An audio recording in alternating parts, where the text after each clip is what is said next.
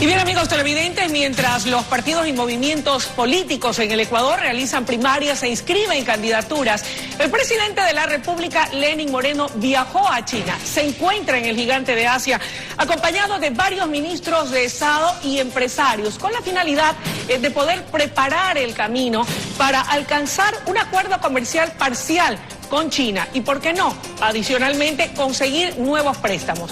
Para analizar esta temática, las ventajas y desventajas de lograr ese ansiado acuerdo comercial con China, nos acompaña esta mañana el doctor Juan Carlos Casinelli, voz autorizada para hablar del tema, pues fue él precisamente quien logra hacer posible el acuerdo multipartes con la Unión Europea. Qué gusto que nos acompañe, doctor. Buenos días y bienvenido. Muchas gracias, Luisa, por la entrevista. Doctor, lo hemos dicho en esta breve introducción. ¿Qué expectativas reales hay de que el gobierno del presidente Lenín Moreno logre, antes de que termine su mandato, un acuerdo parcial con China? Bueno, hay que poner las cosas en el contexto, por lo menos de la noticia que nosotros hemos escuchado. Se habla de firmar un tipo de convenio que tenga que ver con atracción de inversiones. El alcance de ese convenio habrá que analizarlo. En lo que tiene que ver con comercio, se habla de la posibilidad de tener un acuerdo que permita bajar los aranceles. Yo ahí quiero hacer una precisión. Los aranceles con China, por ejemplo, en el caso del camarón, son aranceles que están en el orden del 3%. Ya en su momento se bajaron del 5 al 3. El problema con China no es de aranceles, por ejemplo, en camarón. El problema con China es el IVA. El impuesto que se cobra transaccionalmente interno en China. Por ejemplo, si los aranceles son del 3%, para el camarón el impuesto es del 17%. Entonces no es un tema que pasa de un acuerdo por un acuerdo bilateral. Puede ser que se elimine el arancel, pero el otro tema es más sustancial, el tema que tiene que ver con los impuestos internos. Ahora, hablando un poco de aquello que de pronto le interesa al común denominador de los ecuatorianos, cuando hablamos de China y de esa desfase en la balanza comercial, uno se pregunta y dice, vaya, estamos inundados en el país de productos chinos de todo orden y género. Yo estuve en China ya hace un año, y fueron muy pocos los productos chinos que yo podía, ecuatorianos, ver en el gigante asiático. ¿Es posible, con este acercamiento que está realizando el Ejecutivo a través de su ministro de Comercio, Pablo Campana, poder bajar de manera sustancial ese déficit tan grande de la balanza comercial entre los dos países? Es posible, y obviamente presidiendo la delegación en la parte de comercio, el ministro Campana, no dudo que el enfoque va a ser buscar eliminar de alguna manera esos largos procesos que le cuestan al Ecuador ingresar productos. Le doy un ejemplo, el mango. Para ingresar el mango a China, el Ecuador se tomó entre 7 y 8 años. Para ingresar cada producto son 8 o 10 años. ¿Por qué? Porque hay unas grandes barreras, obstáculos técnicos finalmente, que seguramente son propiciados por proveedores locales, etcétera, y de esa forma nos cuesta mucho ingresar con nuestros productos. Esperamos, y así se viene actuando en política de comercio, que el ministro Campana en particular focalice esto para pedir que los tiempos bajen, independientemente del control de calidad. ¿Cuánto representa en materia de obstáculos el idioma, la distancia y todos estos elementos que de una u otra manera uno podría pensar cuán distantes y lejos estamos de poder lograr esos acuerdos o esos convenios comerciales a la brevedad posible? Hay una gran barrera cultural, eso es definitivo, y el idioma también es una barrera. Por suerte, del lado chino, cada vez hay más gente que habla por lo menos en inglés, un idioma que permite comunicarse.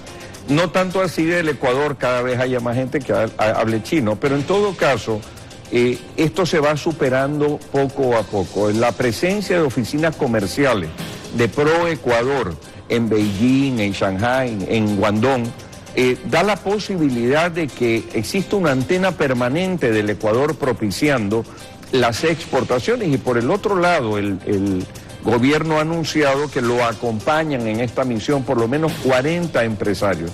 Seguramente esa dinámica de ida y vuelta permite fortalecer la relación que ya existe entre China y Ecuador, pero buscando obviamente que la balanza comercial de alguna manera no, si bien es cierto, nunca va a ser favorable, le soy honesto. Pero sea menos deficitaria para el Ecuador. Sea menos deficitaria y nos permita colocar con éxito directamente productos. ¿Y por qué lo digo?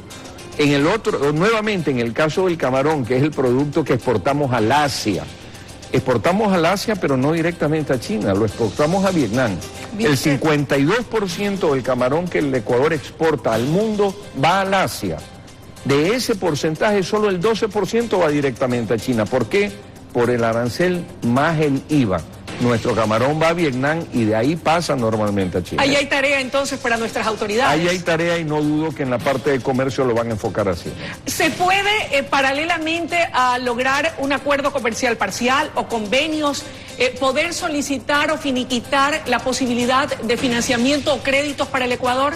Claro, y yo pienso que esa es la misión principal de esta comitiva que viaja encabezada por el presidente de la República. Buscar refinanciar y buscar nuevos créditos. Yo no dudo que independientemente de la otra agenda que tiene que ver con seguridad, con asistencia penal, con temas de comercio, con temas de inversiones, está el tema de buscar, obviamente, préstamos o refinanciamiento de los existentes para mejorar el tema de liquidez del país, ¿no?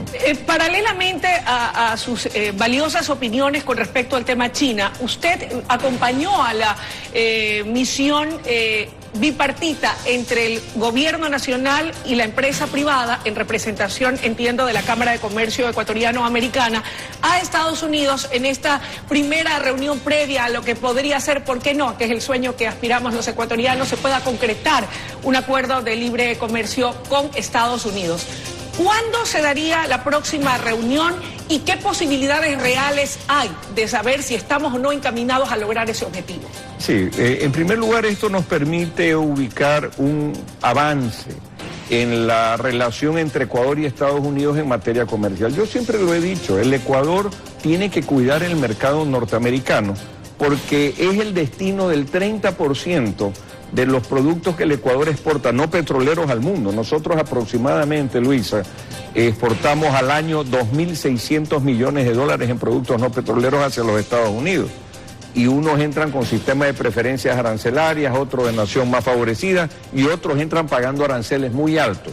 Es por eso que se vuelve urgente buscar no un TLC, porque no es el marco de lo que está tratando hoy los Estados Unidos. ¿Qué es lo que necesitamos o qué buscan ellos? Ellos buscan un acuerdo bilateral. Ellos en las relaciones que han establecido desde la presidencia del señor Trump, lo que han buscado son acuerdos bilaterales. Acaban de renegociar el tema de Canadá y México, y creo que el Ecuador, sobre la base de aquello que está negociado, debería revisar la posibilidad de empezar un diálogo bilateral, de ganar y ganar, de ida y vuelta, sobre algo que nos lleve, no en el corto plazo, pero sí en el mediano, ojalá, a un acuerdo bilateral de comercio. Para pasar al tema de la Unión Europea, que quisiera también revisarlo, ¿hasta qué punto la presencia del señor Assange en la embajada ecuatoriana en Londres puede ser un obstáculo o un impedimento para poder lograr ese ansiado acuerdo comercial con Estados Unidos o ese acuerdo bilateral, para decirlo con propiedad, tal como usted lo señala? En la parte de comercio existen los irritantes técnicos, los irritantes comerciales, ¿no? Que los cupos de vehículos, que la salvaguardia comercial, que el tema de propiedad intelectual, etcétera. Temas sensibles. Esos son temas sensibles, son obstáculos, por eso la mesa que se ha instalado hoy, el comité de facilitación prácticamente de comercio e inversiones entre Ecuador y Estados Unidos, que se instala luego de casi 10 años, da buenos augurios hacia el futuro. Pero obviamente hay otros temas que no los podemos desconocer, que son temas políticos. No se tratan desde el sector privado, ni mucho menos, pero evidentemente temas como los de Assange, supongo yo, como los temas de Chevron también, que son temas judiciales, que estarán en el orden del día al momento de tener que tomar determinadas decisiones hacia el futuro, ¿no? ¿Cuándo se va a realizar la próxima reunión? Entiendo que será en el 2019 en la capital. ¿Hay fecha? Ese es un gran propósito para el Ecuador, y yo ahí llamo mucho la atención de autoridades públicas y del sector privado. Todos debemos empujar de que estas reuniones se mantengan, que no vuelva a repetirse esa historia de los años que quedó en suspenso. Hoy se habla de que hasta el mes de junio del próximo año debería darse la segunda reunión del llamado TIC, de la Mesa de Inversiones y Comercio entre Estados Unidos y Ecuador. Pero para eso hay que propiciar una serie de encuentros previos, sobre todo desde el sector empresarial privado, y no necesariamente del ecuatoriano, sino de los empresarios norteamericanos que hablen con sus autoridades en el USTR, en la Autoridad de Comercio, indicando que quieren venir al Ecuador, que quieren traer también sus productos o sus inversiones. Es un tema de ida y vuelta que se vuelve fundamental manejarlo con estrategias debidas. Ojalá hasta junio del próximo año se dé esa reunión en Quito. Doctor, para finalizar, pues el productor me dice que estamos contra reloj. ¿Qué importancia cobran, verdad, en la posibilidad de estos acuerdos?